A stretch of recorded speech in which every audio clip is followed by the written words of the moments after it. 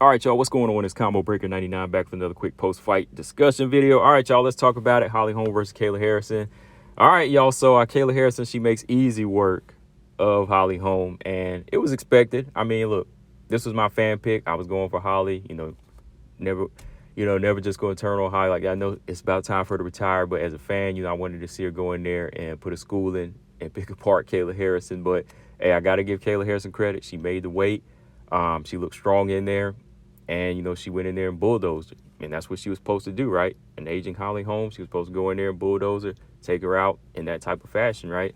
Especially if you want to make a big mark on your UFC debut, right? But, yeah, right away, Holly Holm just didn't look like that type of fighter. I mean, this is what Holly Holm has been looking like for a while now. She's either going to try her best to fight on the outside with the same combinations, or, she's going to clinch up, which was a big mistake against Kayla Harrison. And, yeah, it was either those two choices, because I've said this in the past. It's like Holly Holm has a hard time evolving or making those changes. And she admitted it. She admitted it after the fight. If you go look at her Instagram, she addressed her fans and said that she can't make excuses.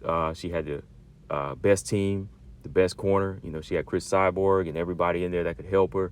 But she abandoned the game plan. And that was obvious. That was obvious from the jump. Like, I mean, if you look at her footwork in the beginning of the fight, she was more in a position to try to get away from the bigger, stronger fighter instead of trying to set the pace to fight the outside fight, finding her range. She looked like she was ready to just move out of the way of that one Russian bull. But whenever Kayla Harrison engaged, she was ready to clinch fight. She was ready to clinch fight with her and try to go strength for strength, which was a big mistake. Instead of trying to push her off and go back to the center of the cage and just pick her apart, right? So, yeah, you could already see that Holly Holm was resorting to her old ways. That was the big mistake here. Right from the jump in the first round, footwork was the biggest, like I said, the big difference. Holly was more on the move instead of trying to fight off the back foot. Kayla, she looked more so comfortable on the feet, putting pressure on Holly and even letting the better strikes go. I mean, that southpaw jab of Kayla landed right from the jump, and I said, uh-oh, she's finding the range.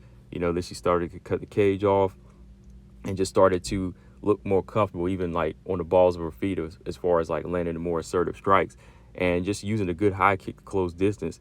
So when she landed that high kick or threw it up, she was able to body lock Holly Holm and get that judo toss, take her to the ground. But then, I was like, okay, Holly Holm looked the reverse. Like, as soon as she took Holly down, Holly got that little reversal, got on top. But instead of getting back up, she just stayed in there. And that was a big mistake, because Kayla Harrison was on her back. But Kayla Harrison, much bigger, much stronger, just got back up and welcomed Holly into that clinch. And Holly stays in that clinch for too long, and it goes right back to the ground for Kayla Harrison, right where she wants it. And from there, I mean, it was just ground control and a beatdown. She was just taking elbow after elbow. I was about to say, here we go. We're about to get a first-round finish, but Holly somehow makes it out. I mean, she takes a hell of a beating on her back, though. I mean, Kayla's just diving in and out with these elbows and these hard ground and pound shots, just beating Holly Holm up. You can see like this strength difference in this offense is just too much for her. It's just too overwhelming for Holly Holm, So, yeah, Holly Holm, man, she just took the wrong approach in the first round. Didn't set anything up with a jab. Just let Kayla back her into the cage, and when she did get that reversal, she didn't get out and get up back to the center. So, that was her fault. Second round, Kayla, she goes back to her striking pressure, just good movement on her feet. Uses that high kick again. She throws that high kick up because Holly's not offering any counters, so she throws that high kick up, closes in again, clinch Holly Holm, takes her down again, uses that strength. At this point, you can tell Holly's worn out. I mean, beginning of the second round, I mean, Holly looked like she'd been in a 5-round fight. Like, any type of freshness that she had was gone. Kayla just beat it out of her in the first round. So, yeah, when she got her back to the ground, it was just a matter of her using her grappling to this point, getting to that back, flattening Holly out, and getting that choke, and Holly had to tap. So, yeah, man, clear dominant win for Kayla Harrison. That's what she's supposed to do, right, as far as how she talks and, how she's moving right now and moving down to 135. She's in a division right now where I feel like, yeah, she could run it. But, that's what people have to look at. We still have to look at this like, what division and what kind of statement is she going to make in this division, right? Like, this is 135. Just a couple of weeks ago, a few months ago, y'all were asking me, what do they need to do to revive it? Okay, we can bring in fighters like this, but just because Kayla's here doesn't mean that, oh, this division is all of a sudden this big challenge for her.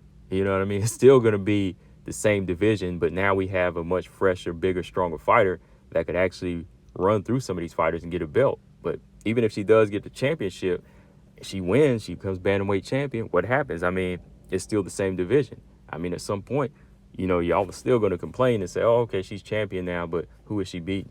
It's still the same other fighters in there. So good on Kayla Harrison. I mean, she did what she was supposed to do. She made weight. That was probably the biggest battle, I was worried about, her making weight and possibly being weak. But she came in, she looked strong, she looked the part. So on that note, yeah, fine. But I think people are a little blinded just by the dominant win. They're ready to take it to her and say she's the GOAT of bantamweight, or say, oh, okay, she's ready for this title shot. I'm like, no, you still got to move it right. I mean, the division is dry. She could go in there and fight Rocky now, but why not let her fight a couple of fights? Why not still try to build this thing up? I mean, as far as it goes, like, still have to do it somewhat logically. To me, that's how I see it. Like, I think maybe fight Ketlin Vieira, Mayra Bueno-Silva, or even fight Juliana Pena. She called out Juliana Pena. Juliana Pena's been out 2 years, so why not make that fight sometime in November then? If Juliana Pena's been out too long for a title shot, why don't they fight for it, right? So, yeah, that's just how I see it. Other than that, yeah, I'm not taking anything away from Kayla Harrison's win. She did what she was supposed to do. She beat the veteran in Holly Holm. Holly Holm didn't execute the game plan and, the hard work and training that she had in there. So she pays for it. That's just how it goes, right? So, yeah, from here, Kayla Harrison, let's see her fight up the ladder, maybe a couple of more fights and then get that shot at the belt. The same as Rocky had to do. She had to rack up 5 wins before she got her title. Just play it out like that. I'm fine with that. Maybe a couple of dominant wins and, getting that position as number 1. But, yeah, other than that, it's still the same bantamweight division. Kayla is going to bring a little bit of life, all that she can, as far as just being the target. But she's still fighting the same opponents that Amanda's already fought, Holly Holm and so on. But we'll see what type of action it brings. It still doesn't match up to 125. Y'all don't go too crazy about this, all right? But, yeah, what do y'all think? Kayla Harrison get a title shot right away? I still think maybe another 2 fights just to build this thing up.